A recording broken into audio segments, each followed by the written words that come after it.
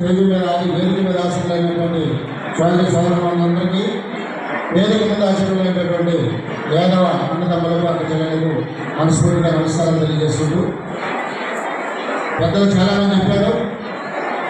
యాదవ కార్తీక మాస సమారాధన ఈ కార్తీక మాసం యొక్క ప్రత్యేకత శ్రీకృష్ణ భగవాను గురించి ఒకసారి మనం చెప్పుకుంటున్నాము.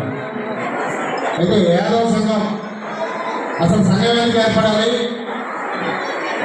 సంఘాన్ని సంఘీయులందరూ ఎందుకు అనుసరించాలి అనే విషయం ఒకసారి మనం మాట్లాడుకుంటే, యాదవ సంఘాలు కేవలం కృష్ణాష్టమికి కార్తీక వన సమారాధనకి సమాయత్తం అవడం, సమావేశం అవడం, అందరం కలుసుకోవడం, భోజనాలు చేయడం చాలా ఆనందించదగ్గ విషయం.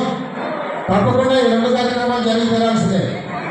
కానీ ఇంతకన్నా ముఖ్యమైన బాధ్యత ఈ రాష్ట్రంలో కానీ నియోజకవర్గాల్లో ఉన్నటువంటి యాదవ సంఘాలు ఉండడానికి సందర్భంగా తెలియజేస్తాం.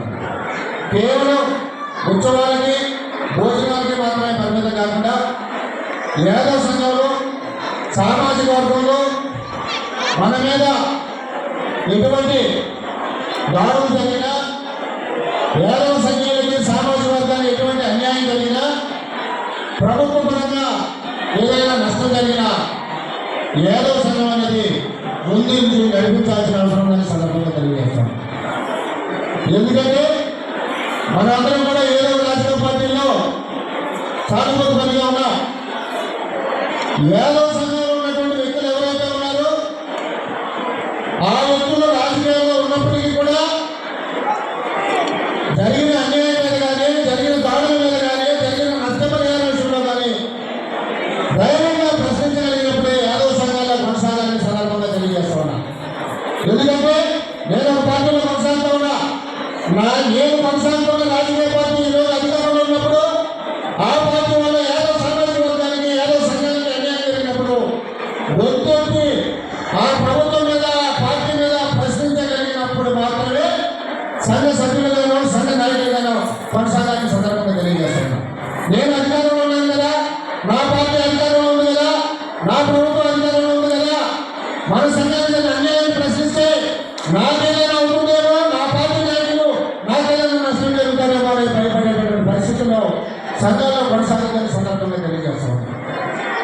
కేవలం అలంకారప్రాయంగా పదవులు అలంకారంగా పెట్టుకుని ఎంపీల దగ్గరకో, ఎమ్మెల్యేల దగ్గరకో, మంత్రుల దగ్గరికి వెళ్ళి నేను ఈ సంఘానికి అధ్యక్షుడిని, ఆ సంఘానికి అధ్యక్షుడని పరిచయం చేసుకోవడానికి మాత్రమే ఈ సంఘాలు పరిమితం కావాలని సందర్భంగా తెలియజేస్తాం. ఒకసారి అందరూ ఆలోచించాలి. మన పెద్దలు చాలా మంది చెప్పారు, పిల్లల్ని ఉద్యోగాలు చేయించండి, వ్యాపారాలు చేయించండి కూడా. వ్యాపారాలు చేయించాలంటే ఏం చేయాలి? ఏదో కొద్దిమంది మాత్రమే ఆర్థిక స్తోమతని వ్యాపారాలు చేసేటటువంటి పరిస్థితి. వీటన్నిటికీ ముందుగా మన కుటుంబాలన్నింటినీ కూడా విద్య కావాలి. ప్రతి పిల్లల్ని కూడా కష్టపడి చదివించాలా. చదివించిందే తరగని ఆస్తి, మనకు మిగిలిపోయేటటువంటి ఆస్తి కూడా చదివేని సందర్భంగా తెలియజేస్తా ఉన్నా. సంఘాలు అధికారం మారినప్పుడల్లా అధికార పార్టీ వెంట పరిగెత్తే విధంగా ఉండకూడదని సందర్భంగా తెలియజేస్తా ఉన్నా. సంఘం అంటే ఒక తటస్థంగా ఉండాలి. ఏ పార్టీ వాళ్ళైనా సరే సంఘాన్ని అనుసరించే విధంగా ఉండాలి తప్ప పార్టీని అనుసరించే విధంగా సంఘాలు ఉండకూడదని సందర్భంగా తెలియజేస్తున్నాం. మనం చాలా చూస్తూ ఉన్నాం. బీసీలో రిజర్వేషన్ కావాలంటాం, యాదవ హక్కులు కావాలంటాం, అవకాశాలు కావాలంటాం, అభివృద్ధి కావాలంటాం, సంక్షేమం కావాలంటాం. మనం పార్టీలో కొనసాగుతూ ఉంటాం. ఆ పార్టీ చెప్పిన విధంగా కొన్ని కార్యక్రమాలు చేస్తూ ఉంటాం. కానీ రైతు మాత్రం అవకాశాలు కావాలి, రిజర్వేషన్ కావాలంటారు. రిజర్వేషన్ ఇవ్వాల్సిన పార్టీలో మనం కొనసాగుతూ ఉంటాం. రిజర్వేషన్ ఏ పార్టీ ఇవ్వాలో ఆ పార్టీని మనం అనుసరిస్తూ ఉంటాం.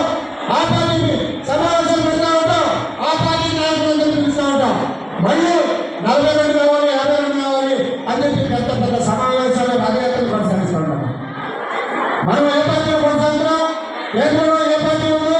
రాజకీయాల్లో రిజర్వేషన్ ఇవ్వాలంటే, మన రాజ్యాంగ సవరణ చేయాలంటే కేంద్రం ప్రభుత్వం ఏమందో ఆ పార్టీ ఇవ్వాలి. ఆ పార్టీలో మనం కొనసాగుతాం. ఆ పార్టీ కొనసాగులో ఆ పార్టీ చెప్పిన విధంగా సమావేశం నిర్వహించుకుంటూ మళ్ళీ మనం బీసీల కోసం పోరాడుతున్నాం, యాదవ్ కోసం పోరాడుతున్నాం అని చెప్తా ఉన్నాను.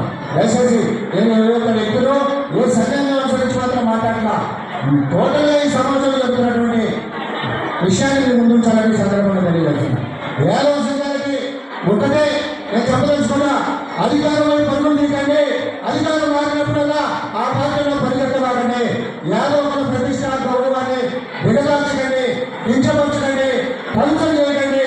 ఏదైనా పార్టీ అధికారంలో ఉండొచ్చు, ఏ రాజకీయ పార్టీ మీరు కొనసాగచ్చు, కానీ సంఘాన్ని తటస్థంగా ఉంచండి, గౌరవంగా ఉంచండి, ఐక్యతగా ఉంచండి అని ఈ సందర్భంగా తెలియజేస్తాను.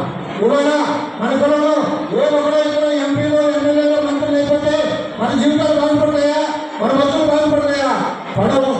మనలో చట్టసభల్లో మనకు అనుకూలంగా మన అభివృద్ధి దిశగా, మన అవకాశం వచ్చే దిశగా, మన సంక్షేమం దిశగా చట్టాలు తయారు